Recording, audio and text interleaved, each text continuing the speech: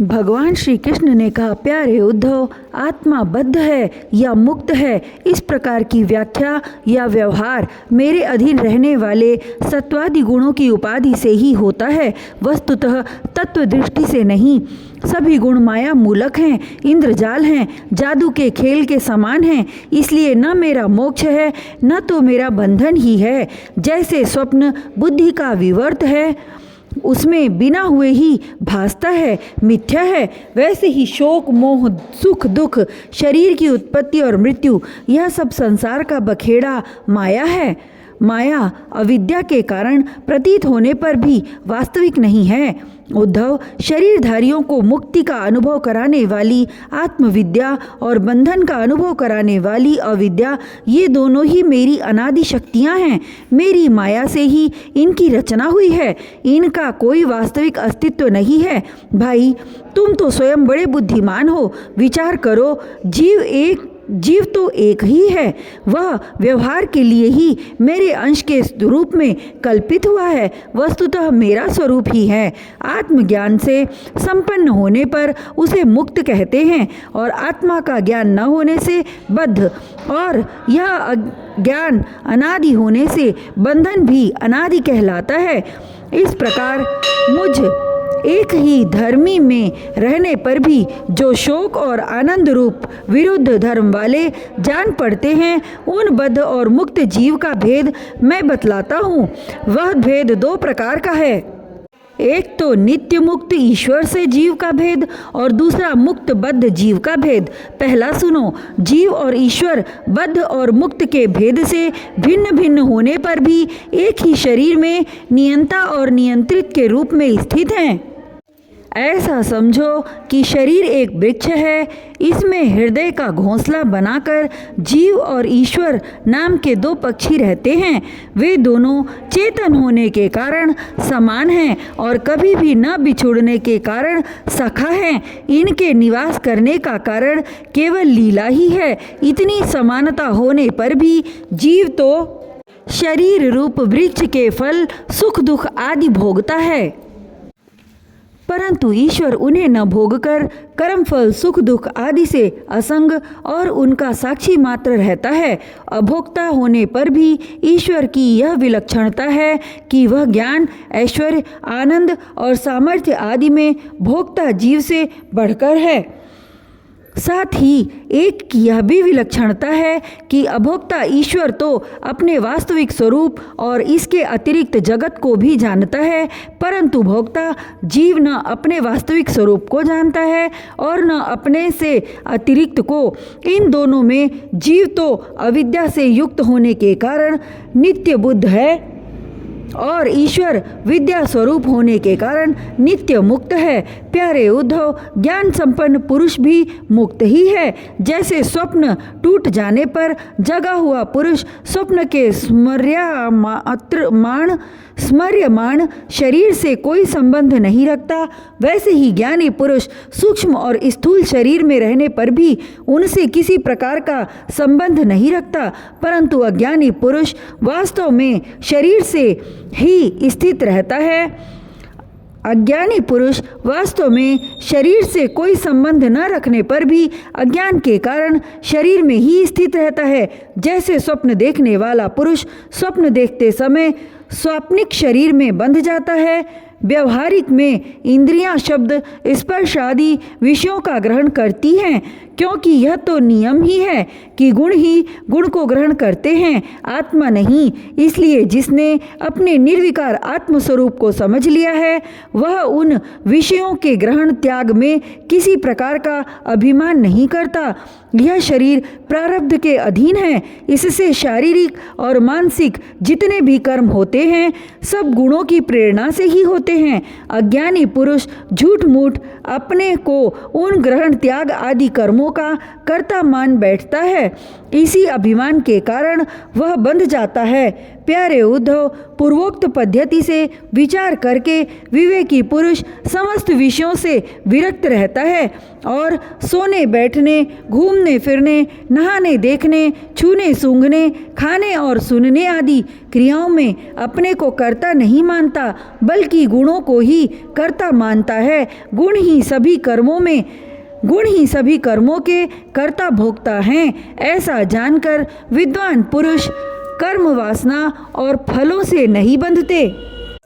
वे प्रकृति में रहकर भी वैसे ही असंग रहते हैं, जैसे स्पर्श आदि से आकाश जल की आर्द्रता आदि से सूर्य और गंध आदि से वायु, उनकी विमल बुद्धि की तलवार असंग भावना की शान से और भी तीखी हो जाती है, और वे उससे अपने सारे संशय संदेहों को काट कूट कर फेंक देते हैं। जैसे कोई स्वप्न से जाग उठा हो, उसी प्रकार वे इस भेद बुद्धि के भ्रम से मुक्त हो जाते हैं।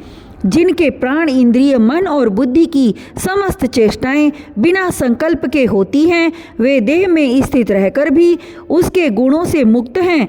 उन तत्वज्ञ मुक्त पुरुषों के शरीर को चाहे हिंसक लोग पीड़ा पहुँचाएं और चाहे कभी कोई देव योग से पूजा करने लगे, वे न तो किसी के सताने से दुखी होते हैं और न पूजा करने से सुखी।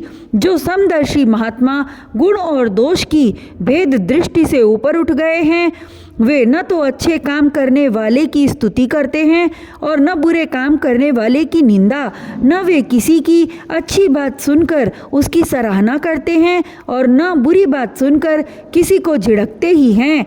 जीवन मुक्त पुरुष न तो कुछ भला या बुरा काम करते हैं, न कुछ भला या बुरा कहते हैं और न सोचते हैं।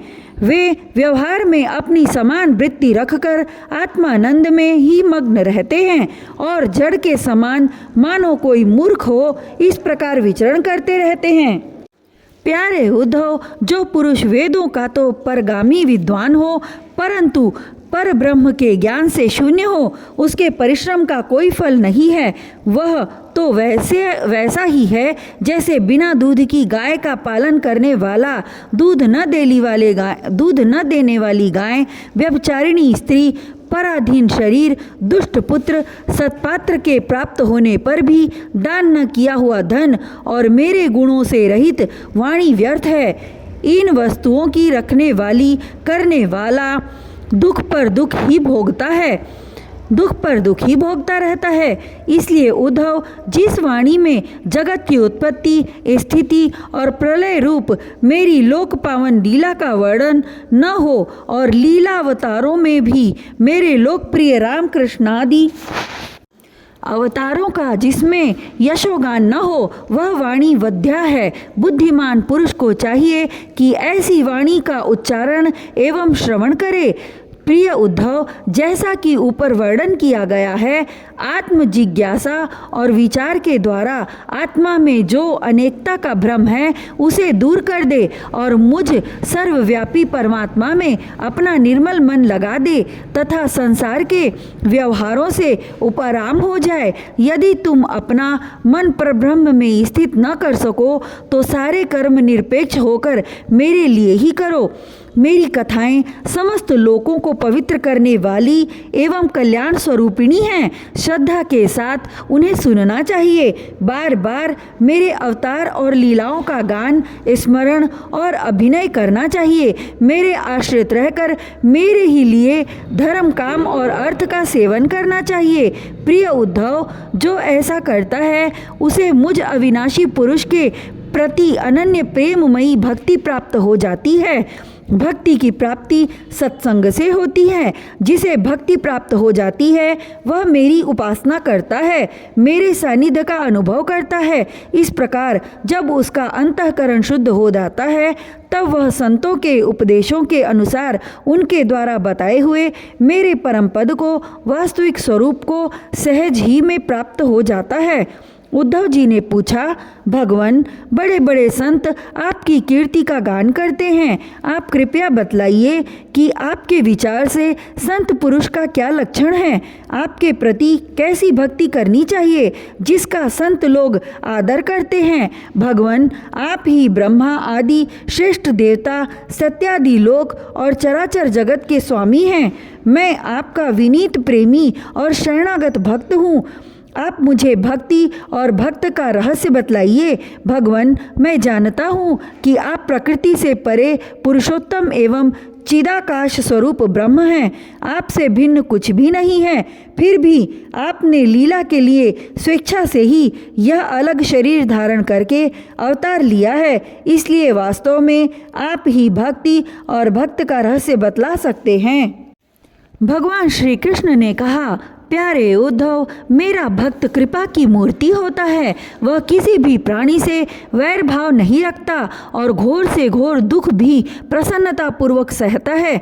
उसके जीवन का सार है सत्य और उसके मन में किसी प्रकार की पाप वासना कभी नहीं आती। वह समदर्शी और सबका भला करने वाला होता है। उसकी बुद्धि कामनाओं से कलुषित नहीं होती। वह संयमी, मधुर स्वभाव और पवित्र होता है। संग्रह परिग्रह से सर्वथा दूर रहता है। किसी भी वस्तु के लिए वह कोई चेष्टा नहीं करता। परिमित भोजन करता है और शांत रहता है। उसकी बुद्धि स्थिर होती है। उसके केवल मेरा ही भरोसा होता है और वह आत्म तत्व के चिंतन में सदा संलग्न रहता है। उसे केवल मेरा ही भरोसा होता है और वह आत्म तत्व के चिंतन में सदा संलग्न रहता है। वह प्रमाद रहित, गंभीर स्वभाव और धैर्यवान होता है। भूख प्यास, शोक मोह और जन्म मृत्यु ये छहों उसके वश में रहते हैं। वह स्वयं तो कभी किसी से किसी प्रकार का सम्मान नहीं चाहता, परंतु दूसरों का सम्मान करता रहता है। मेरे संबंध की बातें दूसरों को समझाने में बड़ा निपुण होता है और सभी के साथ मित्रता का व्यवहार करता है। उसके हृदय में करुणा भरी होती है। मेरे तत्व का उसे यथार्थ ज्ञान होता है। प्रिय उद्धव, मैंने वेदों और शास्त्रों के रूप में मनुष्यों के धर्म का उपदेश किया है।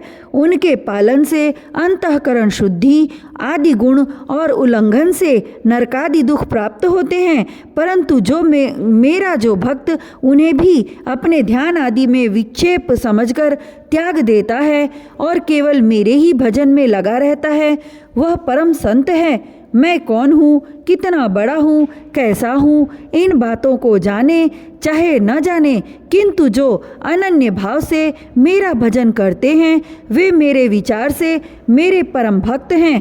प्यारे उद्धव, मेरी मूर्ति और मेरे भक्तजनों का दर्शन, स्पर्श, पूजा, सेवा, शुश्रूषा, स्तुति और प्यारे उद्धव, मेरी मूर्ति और मेरे भक्तजनों का दर्शन, स्पर्श, पूजा, सेवा, शुश्रूषा, स्तुति और प्रणाम करे तथा मेरे गुण और कर्मों का कीर्तन करे। उद्धव, मेरी कथा सुनने में श्रद्धा रखे और निरंतर मेरा ध्यान करता रहे। जो कुछ मिले वह मुझे समर्पित कर दे और दास्य भाव से मुझे आत्मनिवेदन करे। मेरे दिव्य जन्म और कर्मों की चर्चा करे। जन्माष्टमी, रामनवमी आदि पर्वों पर आनंद मनावे और संगीत, नृत्य बाजे और समाजों द्वारा मेरे मंदिरों में उत्सव करावे। वार्षिक त्योहारों के दिन मेरे स्थानों की यात्रा करे, जुलूस निकाले तथा विविध उपहारों से मेरी पूजा करे। वैदिक अथवा तांत्रिक पद्धति से दीक्षा ग्रहण करे। मेरे व्रतों का पालन करे।